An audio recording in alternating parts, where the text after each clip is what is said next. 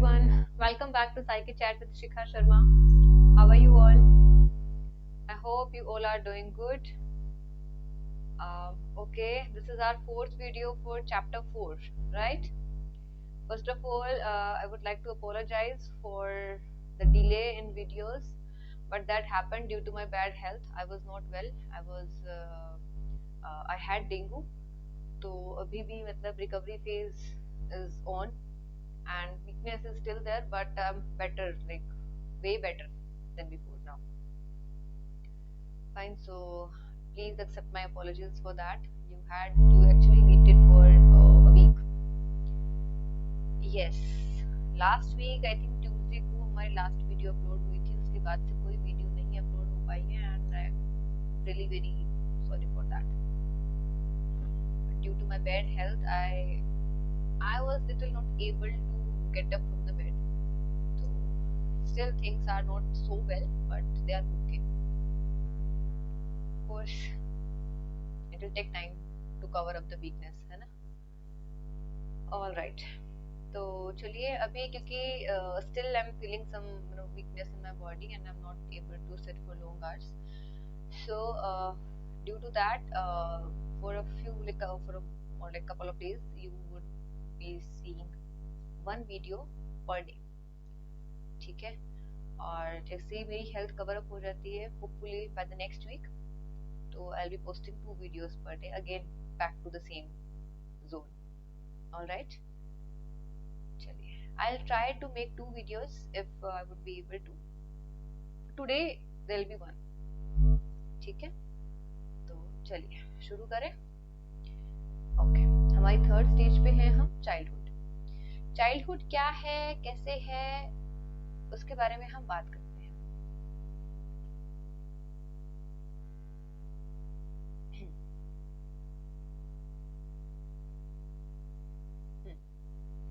Cursor नहीं मिल रहा था मुझे, मैं ढूंढ रही थी किधर गया.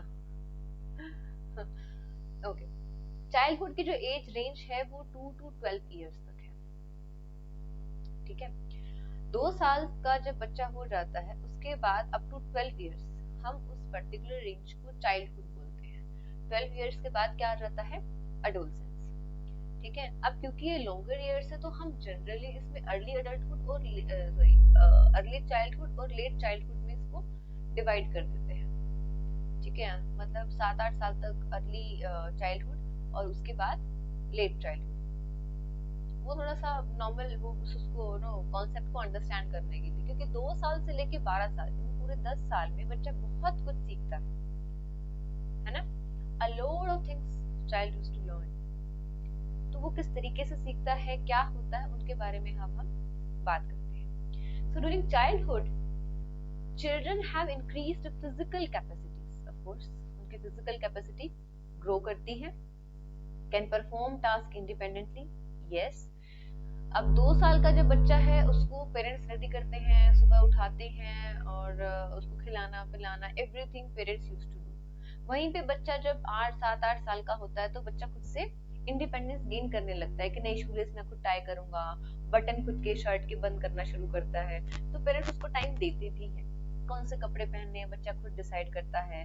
अगर अलमारी में मतलब अगर अलमीरा में अपने कपड़े बिखेर दिए हैं तो बच्चा उस चीज के लिए डांट भी खाता है. तो वो छोटे छोटे चीजें, छोटे छोटे मैनर्स वो सीखना शुरू करता है. डस्टबिन में कचरा नहीं डालना है, जैसे रूम में ऐसे कहीं फेंक दिया है, डांट खाता है ना. अब यहीं से बच्चे के जो मॉरल वैल्यूज हैं वो भी डेवलप होनी शुरू होती है. यानी कि इट्स नॉट लाइक, मैं आपको छोटा सा यहाँ पे एग्जांपल दूंगी. जैसे छोटे बच्चे कभी कभार हमने सुना है बहुत अब्यूजिव वर्ड्स को यूज करना शुरू कर देते हैं. And you must have seen videos on Facebook और इंस्टाग्राम आल्सो. मतलब बच्चा कुछ भी अब्यूजिव लैंग्वेज बोल रहा है, कोई भी गाली गलौज कुछ भी बोल रहा है और पेरेंट्स आर लाफिंग, क्लैप कर रहे हैं, अरे नई चीज सीख ली है. अब जब वो थोड़ा बड़ा होगा, अभी हम उसको कंट्रोल नहीं कर रहे हैं, जब वो थोड़ा बड़ा होगा क्या आपको लगता है कि उसको कंट्रोल करना इजी होगा? नहीं होगा.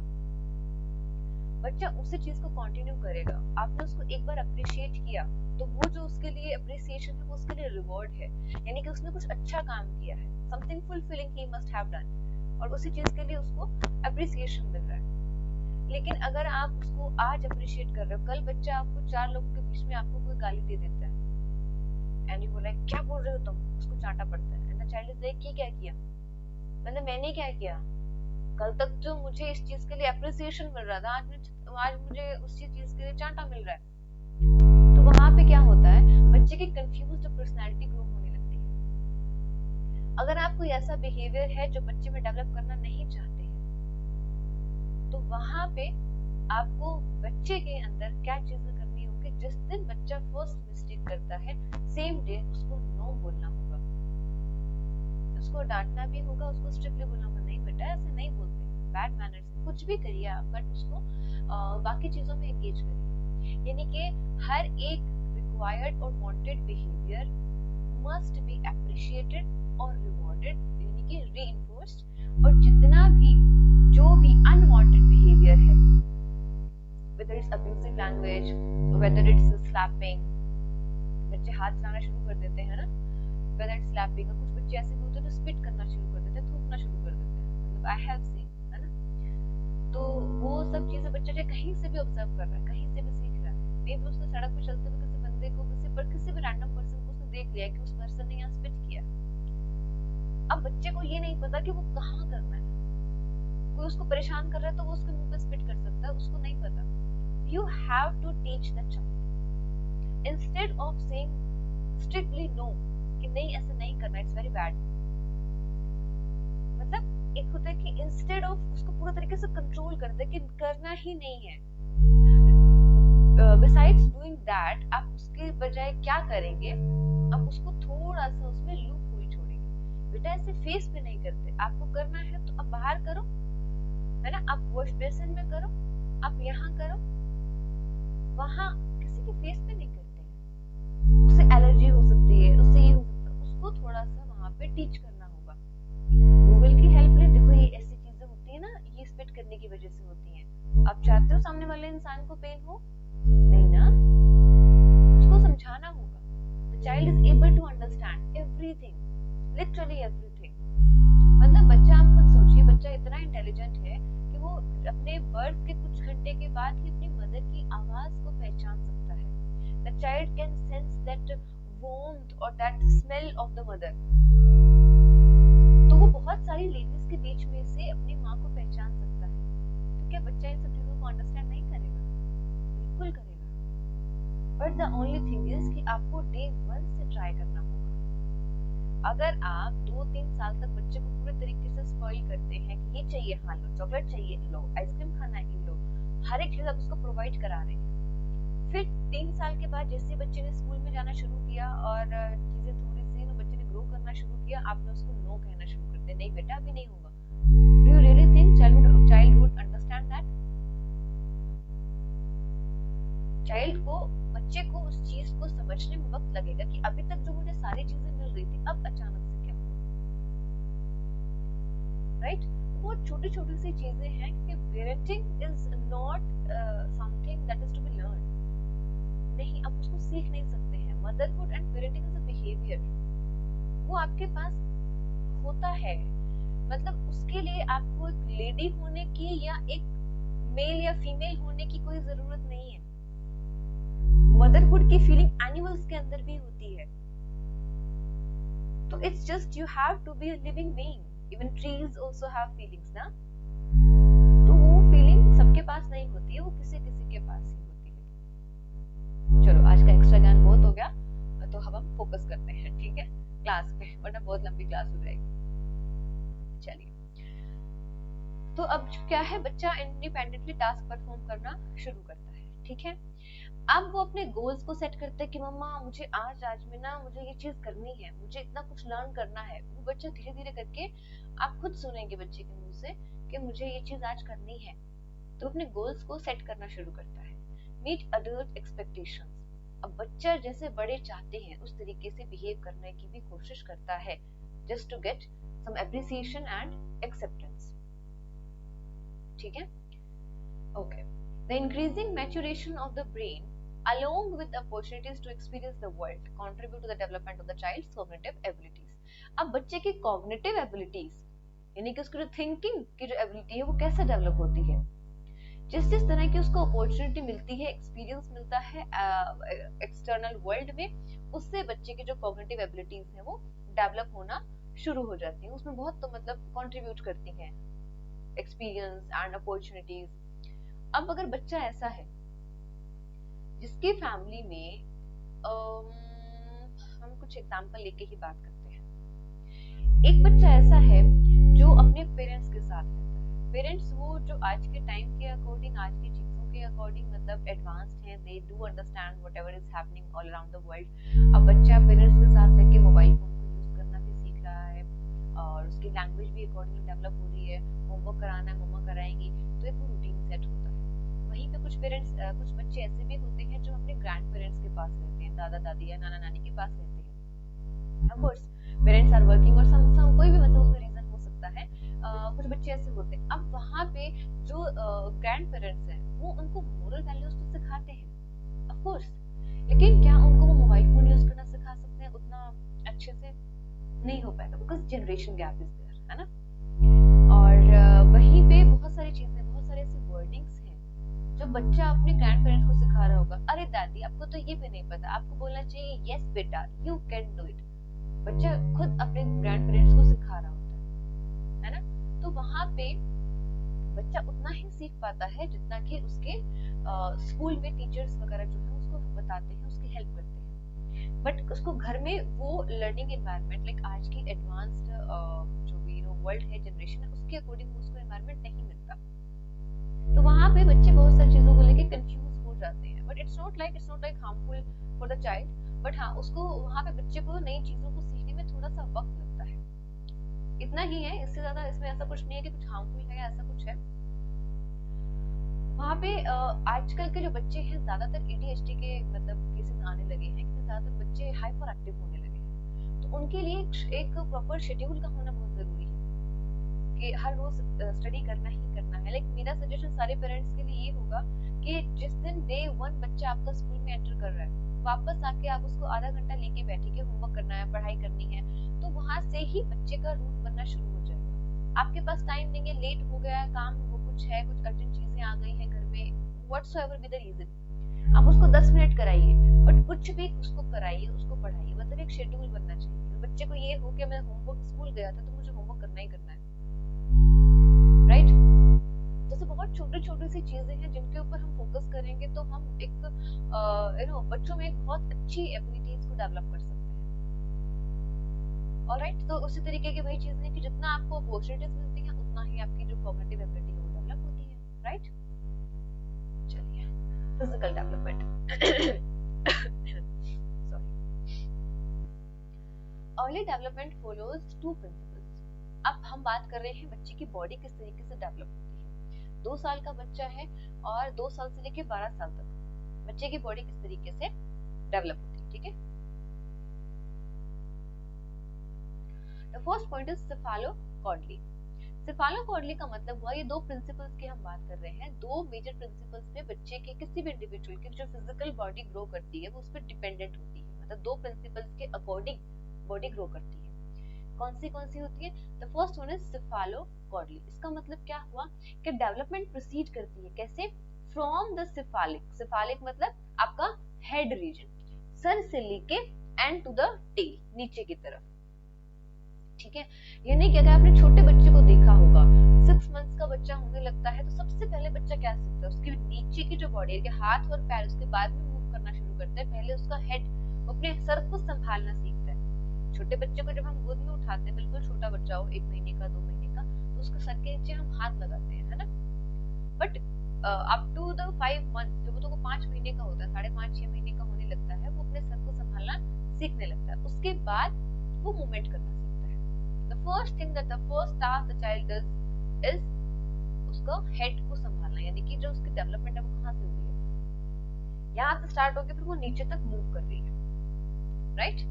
So children gain control over the upper part of the body before the lower part, यानी कि उसके hands comparatively जल्दी मूव करना शुरू करते हैं, यानी कि मूवमेंट मतलब हाथ पैर हिलाना शुरू कर देता है बच्चा, of course। बट जब हम डायरेक्शन की बात कर रहे हैं कि यहाँ जाना है, मुझे ये टॉय चाहिए, तो पहले उसका हैंड मूव करेगा, उसके लेग्स अकॉर्डिंगली बाद में मूव करेंगे। ऑफ कोर्स वॉक करना वो बहुत देर बाद सीखता है ना, हाँ, तो अपने हैंड्स को मूव करना पहले सीखता है, ठीक है। चलिए नेक्स्ट इज प्रॉक्सिमोडिस्टल। प्रॉक्सिमोडिस्टल क्या होता है कि ग्रोथ प्रोसीड करती है from the centre of the body, body के सेंटर से टुवर्ड्स द एक्सट्रीमिटीज, ठीक है। बॉडी के सेंटर से लेके एक्सट्रीम तक जो ग्रोथ है वो जाती है, यानी कि बच्चे की जो बॉडी है, अगर मैं आपको सिंपल सी बात बताती हूँ, चलो जिस बच्चे ने अभी क्या बोल सकते हैं उसको, कडल नहीं, क्राउल करना सीखा है, ठीक है, अपने घुटनों के बल चलता है बच्चा, है ना, वो सीख रहा है। कैसे सीखता है वो? पहले बच्चा बेड के ऊपर मूव करना सीखता है, बट मूव करने से पहले वो अपने जो उसका सेंटर पार्ट है, बॉडी का सेंटर पार्ट, उसके ऊपर अपने पूरे बॉडी वेट को शिफ्ट करता है, हाथ पैर हवा में, हाथ की मूवमेंट को उसको बाद में पता लगा, बट उसकी बॉडी की जो मूवमेंट है, ये जो मूवमेंट है, ये पहले शुरू हो जाती है, बीच की जो बॉडी है, ठीक है। अब यहाँ से क्या होता है, आपको एग्जांपल देती हूँ। आप बच्चे के सामने कोई टॉय रखेंगे, ठीक है, बच्चे को आप उल्टा रखिए, उसके सामने कोई टॉय रखिए कि उसको उठाना है, बच्चा उठाने की कोशिश करेगा, पहले उसकी जो चेस्ट है वो मूव करेगी आगे, बाद में वो हाथ को थ्रो करेगा। तो ये इसी चीज से पता लगता है कि उसकी बॉडी जो है, मतलब पहले सेंटर जो बॉडी है वहां पे डेवलपमेंट शुरू होती है, उसको कमांड देना बच्चा शुरू करता है, देन ग्रेजुअली वो हैंड्स और लेग्स की तरफ उसकी मूवमेंट जो है वो ग्रो करती है, ठीक है। यानी कि children gain control over their torso यानी कि सेंटर जो पार्ट है बॉडी का, उस पे कंट्रोल पहले आता है बच्चे का, उसके बाद एक्सट्रीमिटीज पे। They first gain control over chest and then fingers. वो पहले चेस्ट के ऊपर कंट्रोल आता है उनका, बाद में उनका फिंगर्स पे आता है। Alright, this was all about physical development. इनकी मेजरली दो प्रिंसिपल्स पे हमारी बॉडी जो है वो डेवलप करती है। फिजिकल डेवलपमेंट है तो बाद में तो हमारी हाइट ग्रो कर ही रही है ना, बट मेजर पार्ट जो होता है वो इनिशियल ईयर्स में होता है, राइट। नेक्स्ट करें, मोटर डेवलपमेंट। मोटर क्या होता है? Gross motor skills and fine motor skills. ये मैं आपको छोटा सा एग्जांपल देके बताती हूँ। जैसे भी हम बिगर टास्क करते हैं, जिसमें हमारी पूरी बॉडी इन्वॉल्व होती है, that is called gross motor skill. Jump कर रहे हैं, वॉक करना सीख रहे हैं, क्राउल कर रहे हैं, ठीक है। तो ये सब चीजें क्या है, हम जैसे बच्चे स्टेयर्स में चढ़ना सीख जाते हैं, बहुत जल्दी चढ़ते हैं। स्कूटी खड़ी है, बाइक खड़ी, सबसे पहले उनको उससे पंगे लेने होते हैं, गाड़ी के ऊपर चढ़ जाते हैं। Literally I have seen 1.5 year old boy, हमारे इधर नेबरहुड में है, तो उनकी गाड़ी जैसे अंदर खड़ी रहेगी घर में, तो वो सामने से गाड़ी के ऊपर चढ़ के, लिटरली गाड़ी के छत के ऊपर चढ़ के बैठ जाता है, and he is just 1.5 year old, या मैक्सिमम 2 साल का होगा, बट वो काफी टाइम से ये सब चीजें, एक्टिविटीज मतलब कर रहा है। So what is that? Gross motor skill. Fine motor skill क्या होगी? जो छोटी छोटी चीजों की बात करते हैं, बारीक चीजें, हम फिंगर डेक्सटेरिटी सीखते हैं, छोटे छोटे उंगलियों से कुछ कुछ बच्चे उठाते हैं। आई और हैंड कोऑर्डिनेशन, इस डायरेक्शन में टॉय है तो मेरा हैंड इसी डायरेक्शन में जाना चाहिए, उधर टॉय रखा है तो उधर ही जाना चाहिए। आई हैंड कोऑर्डिनेशन, बच्चे को बोलेंगे बेटा फोन लेके आओ, तो वो फोन लेके आता है। अब उसको हम स्पेसिफाई करते हैं, दादू का फोन लेके आओ, चाचू को लेके आओ, तो वो वही फोन उठा के लेके आएगा। The child do understand and उसको आइडेंटिफिकेशन होता है, what is that? I hand coordination, fine motor skills. Got it? Alright, और कोई एग्जांपल दूं मैं इस चीज के लिए? जैसे अगर आपने छोटे बच्चों को देखा होगा, अगर कोई स्नैक्स वगैरह कुछ उठा रहे हैं, कुछ खा रहे हैं, रोटी का टुकड़ा भी अगर उठा रहे हैं, तो ऐसे उठाते हैं, पिंच करके, है ना, धीरे धीरे करके। अब उससे हर एक बच्चे का अपना अलग अलग होता है, कुछ बच्चे ऐसे भी उठाते हैं, कुछ बच्चे ऐसे भी उठाते हैं, वो सब बच्चों का अपना अपना अलग होता है। But this is by this they are learning finger dexterity. धीरे धीरे करके हम उनको पेंसिल होल्ड करना सिखाते हैं, फिंगर डेक्सटेरिटी, वो उससे लिखना सीखते हैं, finger dexterity, right. Fine motor skills, got it? अब इसको हम फटाफट से रीड करते हैं। ग्रॉस मोटर स्किल्स क्या होती है? Gross motor skills during the early childhood years involve the use of arms and legs and moving around with confidence and more purposefully in the environment. So basically arms को और legs को उसको use करते हुए चारों तरफ move करना with confidence, और purposefully हम environment से deal करते हैं, that is gross motor skills।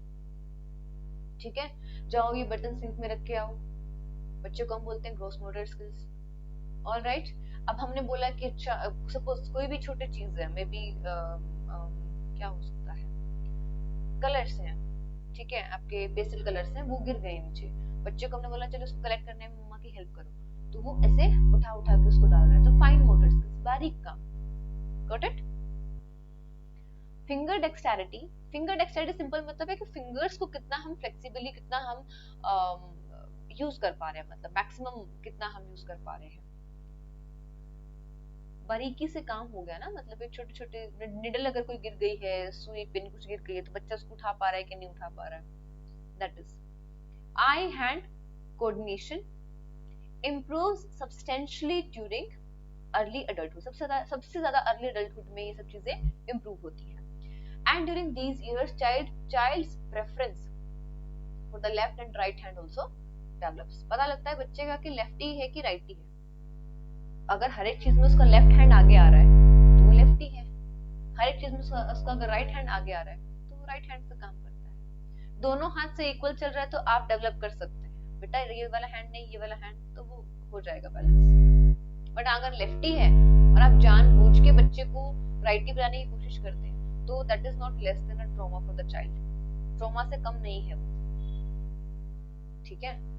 चलिए, कॉग्निटिव डेवलपमेंट, थॉट प्रोसेस बच्चे की किस तरीके से डेवलप होती है, यहाँ पे कुछ कुछ इंपॉर्टेंट प्रिंसिपल्स हैं, उन पे जरा फोकस करिएगा, बस यही इंपॉर्टेंट है। इसके 2 स्लाइड्स है कॉग्निटिव डेवलपमेंट की, उसके बाद बहुत छोटा सा टॉपिक बचता है, तो 10 से 15 मिनट में हम 10 मिनट में क्लास खत्म हो जाएगी, ठीक है। तो first thing is object permanence. अच्छा, अभी तक क्या हो रहा था, हम बच्चे को बेवकूफ बना पा रहे थे, उसको कोई पर्टिकुलर टेडी बियर चाहिए, हमने उसको छुपा दिया, अरे गायब हो गया, हम ऐसे बोल रहे, बच्चे को पता है, मतलब out of sight out of mind, भूल गया। अब बच्चा ऑब्जेक्ट परमानेंस आ जाती है, अब बच्चे को पता है कि टेडी बियर एग्जिस्ट कर रहा है, उसको दिखाई नहीं दे रहा है, तो क्या आपके पीछे जाने की कोशिश करेगा, आपके पैर उठाएगा, हाथ उठाएगा, कहाँ गया किधर गया, ढूंढता है और करता, ट्राई करता है। दैट इज ऑब्जेक्ट परमानेंस, वो भूलता नहीं है चीजों को। अब बच्चा अंडरस्टैंड कर रहा है कि whether the object is there or not in the environment, but the object do exist, right? That is object permanence. So child becomes able to use the mental symbols to represent object, यानी कि उसके mind में एक imagination चल रही है, teddy bear कहाँ है ना। और क्या होता है, हम जनरली बच्चे से पूछते हैं ना, पापा घर पे नहीं, पापा ऑफिस गए हैं, पापा कहाँ गए बेटा, ऑफिस, बोलते हैं बच्चे, धुंधला सा कुछ बोलते हैं, मतलब समथिंग दे यूज्ड टू से ना, papa is not there at home, that means papa do exist ना somewhere, child is able to understand that object permanence, right. Mummy कहाँ गई है, दादी कहाँ गई, दादू कहाँ गए, हम पूछ रहे हैं, द चाइल्ड डू अंडरस्टैंड। फिर वीडियो कॉल पे बात होती है, अरे पापा का फोन है, तो बच्चा उस फोन को देख रहा है, बहुत गौर से देख रहा है कि यस समबडी इज देयर जिसको मैं जानता हूँ। So object permanence gradually develop होने लगती है, ठीक है। At this stage, the child lacks the ability to allows her or him to do mentally what was physically done. इस स्टेज में, यानी कि जब चाइल्डहुड की शुरुआत हुई है, उस वक्त बच्चा मेंटली जो एक्टिविटीज कर सकता है, मतलब जो फिजिकली एक्टिविटीज कर सकता है, उसको मेंटली अभी तक नहीं कर पा रहा है, उसको थोड़ा सा वो लैक कर रहा है इनिशियल ईयर्स में। यानी कि फॉर एग्जांपल, किसी में एग्जांपल दूं, मेंटली मतलब फिजिकली वो कर पा रहा है चीजों को, मैंने बोला जाओ सिंक में रख के आओ, इस चीज को किचन में रख के आओ, जाओ, तो धीरे धीरे करके जाएगा और जाएगा। बट हम अगर उससे पूछे कि इसको कहाँ रखेंगे, किचन में रखना है, कहाँ रखना है, तो that child is not able to trace that, तो वो मेंटली उसका इतना एक्टिवली मतलब माइंड काम नहीं कर रहा है कि मैं एडवांस में ना फटाक से भी जवाब दूं, अच्छा ये वहां रखना है। बट धीरे धीरे करके वो फिजिकली काम नहीं कर रहा है, उसकी मेंटालिटी जो है, बेसिकली जो कॉग्निशंस है, वो डेवलप होनी शुरू हो रही है ना।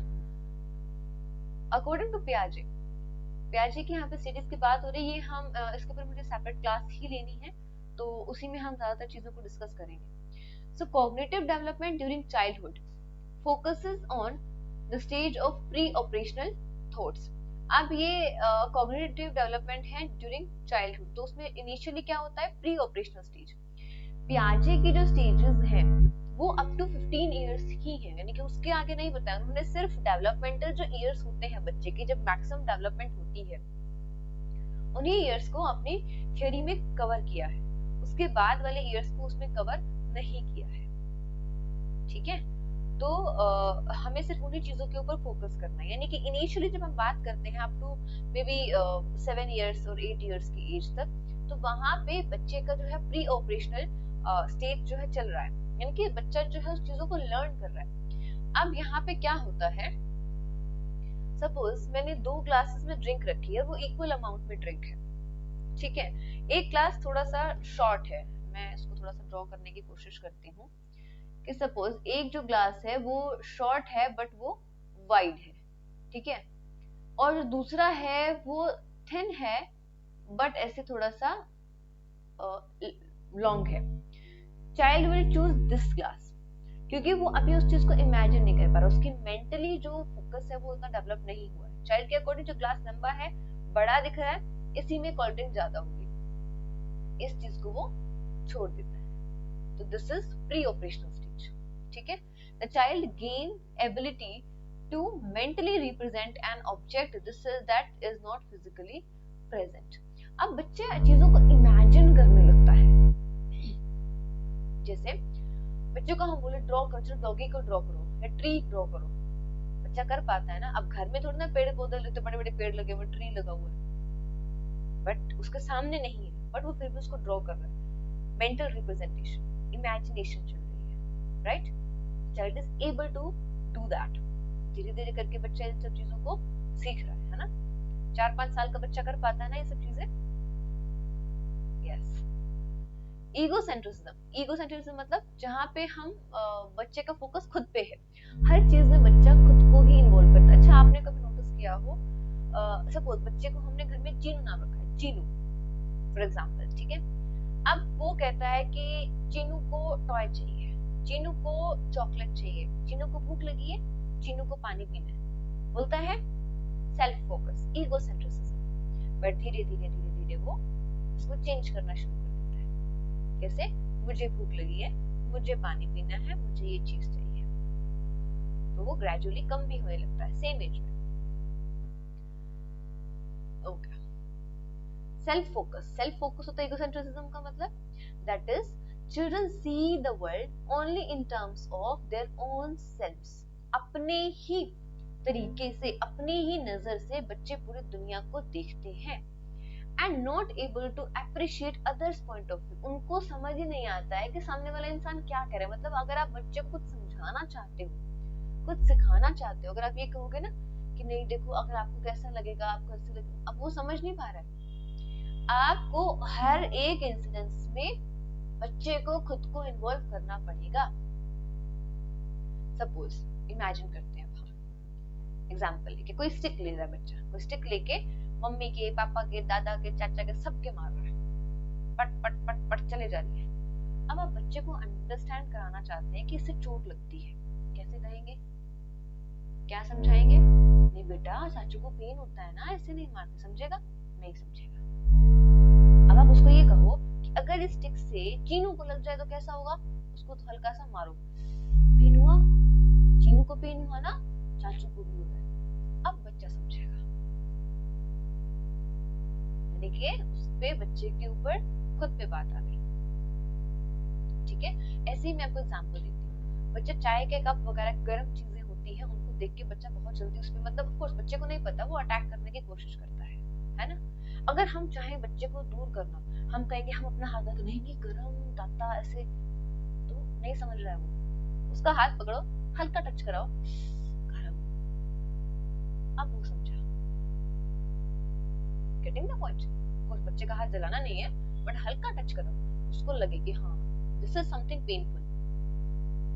So that is the point कि बच्चे को कुछ भी अगर आप सिखाना चाह रहे हो तो उसको सेल्फ पे फोकस करना होगा, राइट। एनिमिज्म का क्या मतलब है? छोटे बच्चों को देखा, अपने छोटे डॉल, टेडी बियर या पिलो या कोई भी ऐसे टॉयज को फ्रेंड बना लेते हैं, इसको कुछ नाम रखते हैं, मैं चीनू ये चिंकू, मैं चीनू ये मीनू, रखते हैं ना। मीनू को भी खिलाओ ना, खाना खा रहे हैं तो मीनू को खिलाओ, ऐसे करो, उसको नहलाओ, नहाने जा रहे तो साथ में नहलाओ, ऐसे। What is that? एनिमिज्म। कि जो नॉन लिविंग थिंग्स हैं उनको भी वो लिविंग की तरह ट्रीट कर रहे हैं। उसको बुरा लग रहा है, उसको सर्दी लग गई, उसको ठंड लग रही है, ये सब चीजें बच्चा बहुत करता है। एनिमिज्म, ठीक है। Children because of egocentrism develop animism. इसके बाद ही मतलब इसके साथ साथ ही डेवलप होने वाली चीजें हैं ये। It is thinking that all things are living like one self. हमारी ही तरह सारी चीजें लिविंग है।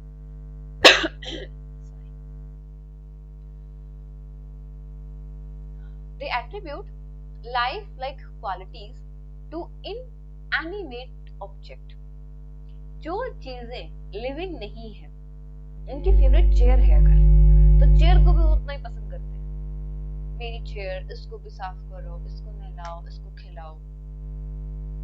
तो they are like that. That is called animism. ठीक है।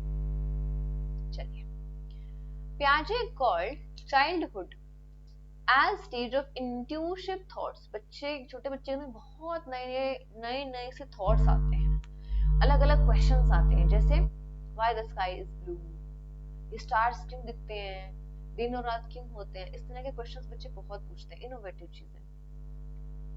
तो दैट इज यहाँ पे जो है, ये जो क्वेश्चन जब बच्चा खुद से पूछना शुरू कर देता है तो वहां पे लेट चाइल्डहुड शुरू हो जाता है। That is called which stage? अभी हमने प्री ऑपरेशनल करी थी, ये हो जाते हैं यहाँ पे कॉन्क्रीट ऑपरेशनल स्टेज शुरू, एज पर पियाजे।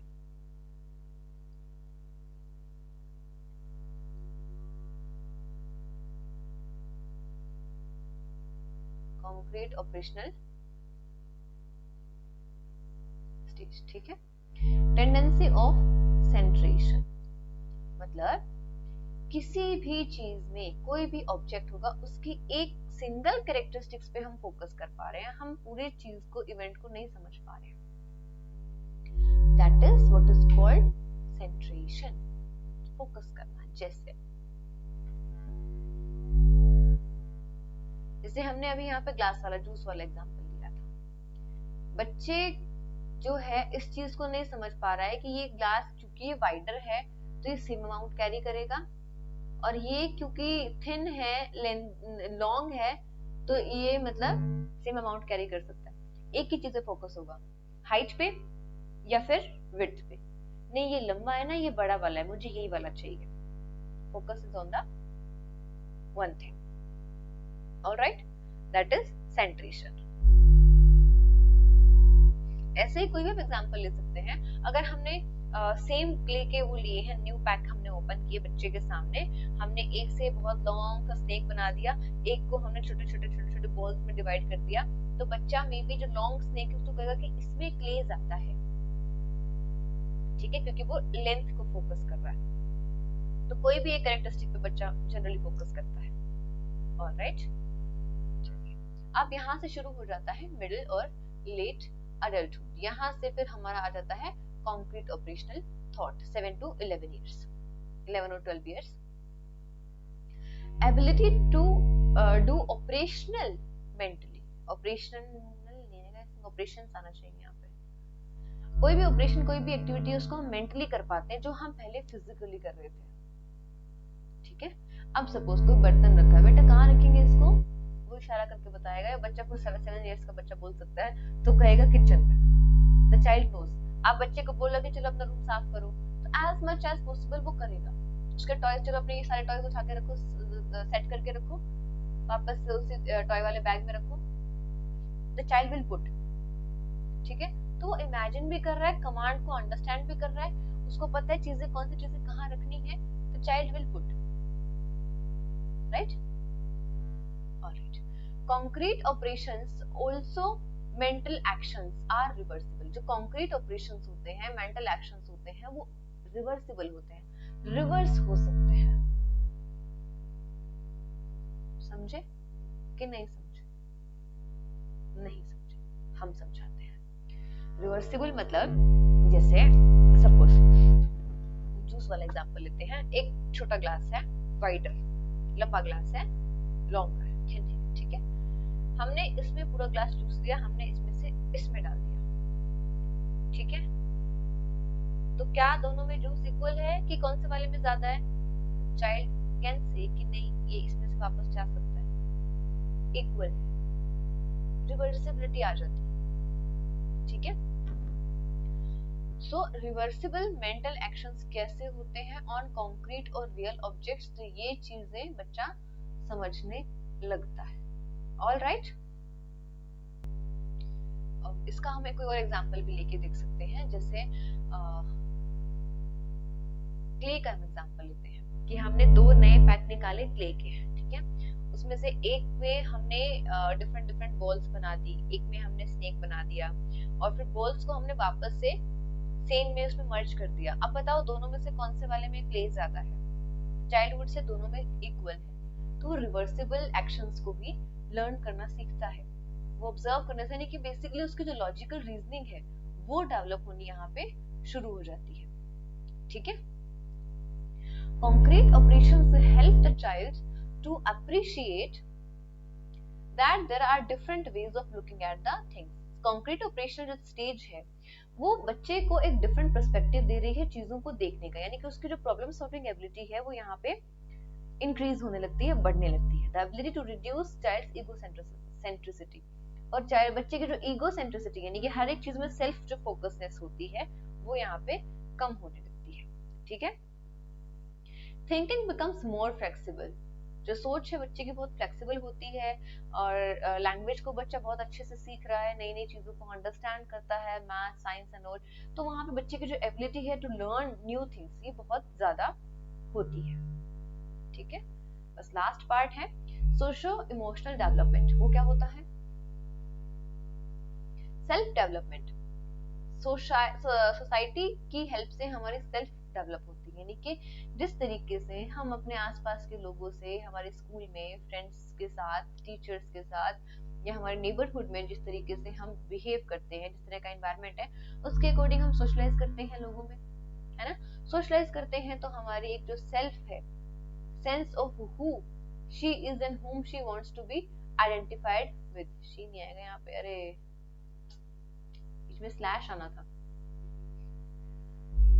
तो बच्चा क्या बनना चाहता है, कौन है, क्या करना चाहते हो, what are your favourite activities, अपनी हॉबीज क्या है एंड ऑल, यहाँ पे बच्चे की जो एक सोशो इमोशनल डेवलपमेंट है वो होने लगती है, क्योंकि बच्चा अपने आप को आइडेंटिफाई करना शुरू करता है, अपना जेंडर एंड ऑल वो चीजें समझता है, एंड देन करियर ऑप्शंस के बारे में भी। अब ऑफ कोर्स जितना बच्चे को पता है, उसकी एबिलिटी जितनी है चीजों को समझने, पेरेंट्स ने बोला कि डॉक्टर बहुत अच्छा होता है, डॉक्टर बनेगा मेरा बच्चा बड़ा होके, maybe the child would say okay, I would be a doctor and all, but still to some extent the child is able to identify himself or herself, right?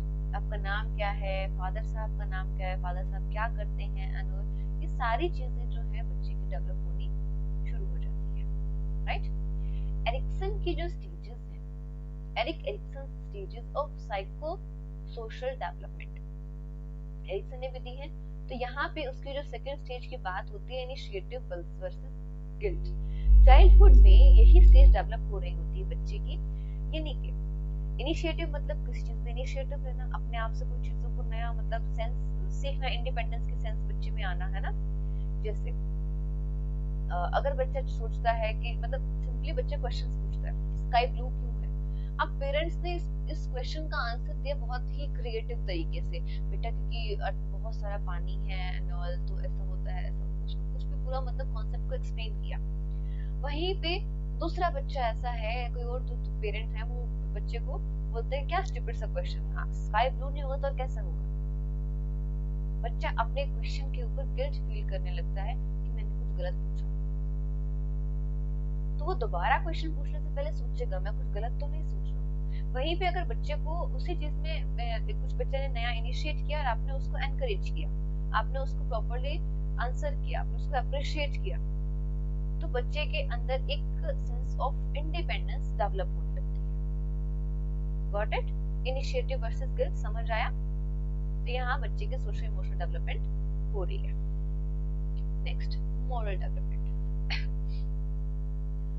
Moral development में क्या होता है, एक रिसर्च, एक kind of study हुई थी Lawrence and Kohlberg ने करी थी, लॉरेंस कोहलबर्ग थ्योरी इसको बोलते हैं। तो इन्होंने क्या किया था, स्टेजेस जस्ट चेक करी थी कि मॉरल डेवलपमेंट में मतलब किन किन स्टेजेस में किस किस तरीके से होती है। तो उन्होंने क्या किया, जो यंग चाइल्ड थे, यानी कि यंग अडल्ट बिफोर 9 इयर्स, उनको कुछ ऐसे सर्कमस्टेंसेस दिए, सिचुएशन स्टोरी सी बताई उनको कि बेटा अगर आप कहीं जा रहे हो, आपको ऐसे ऐसे लोग मिल रहे हैं, ऐसा हो तो आप क्या करोगे। अब बच्चे का ज्यादातर जो जवाब था वो एक्सटर्नल अथॉरिटी पे बेस्ड था, मतलब जो भी उसके पेरेंट्स ने सिखाया है, क्या सही है क्या गलत है, बच्चे की खुद की इंडिविजुअलिटी वहां पे नहीं थी। नहीं अंकल मम्मा ने ऐसे कहा है ना तो हम ऐसे करेंगे, पापा ने ऐसे बोला है तो हम ऐसे करेंगे, तो वही बच्चे की थिंकिंग थी। एडोलसेंस में जब बच्चा आ जाता है तो उसकी खुद की मोरल डेवलपमेंट जो है वो डेवलप होने लगती है। ऑफ कोर्स वो अपने पेरेंट्स के सेट रूल्स के अंदर है, वो उनको क्रॉस नहीं कर रहा है, बट ग्रेजुअली जो है वो उस पर क्वेश्चन लगाने लगता है। अगर हम ऐसे करेंगे, 7 बजे से पहले घर आना है, क्यों 7 बजे से पहले क्यों आना होता है, 7 बजे के बाद क्यों नहीं आ सकते, तो वो अपने ही क्वेश्चन रेज करने लगता है और जो भी सोसाइटी के सेट रूल्स हैं उनको भी क्वेश्चन करना शुरू कर देता है। ठीक है, स्कूल में जो रूल्स रेगुलेशंस होते हैं उससे उसको परेशानी होने लगती है, जैसे आप लोगों को होती है ना। अगर कोई स्कूल लेट तक लग रहा है, एक्स्ट्रा क्लासेस होती हैं तो क्यों रुकना एक्स्ट्रा क्लासेस में, क्या है मैम जेल जैसा स्कूल है, ये है वो है, बोलते हैं ना हम लोग ऐसे। तो वो एडोलसेंस की वजह से होता है। ठीक है, so gradually we develop a personal moral code, तो अपना खुद का हमारी जो मोरालिटी है वो यहाँ पे डेवलप होने लगती है। ठीक है, so that is it for today. See you tomorrow with more videos and more content. ठीक है, I hope you are doing good and yes, preparing well, studying well. ठीक है, कोई डाउट है तो प्लीज मुझे बताइए, कमेंट सेक्शन में बताइए, कमेंट करिए, या फिर टेलीग्राम चैनल में बता सकते हैं, उसका लिंक आपके डिस्क्रिप्शन में दिया हुआ है, या फिर अगर आपको सर्च करना है खुद से जाके तो आप सर्च करिए साइकी चैट विद शिखा।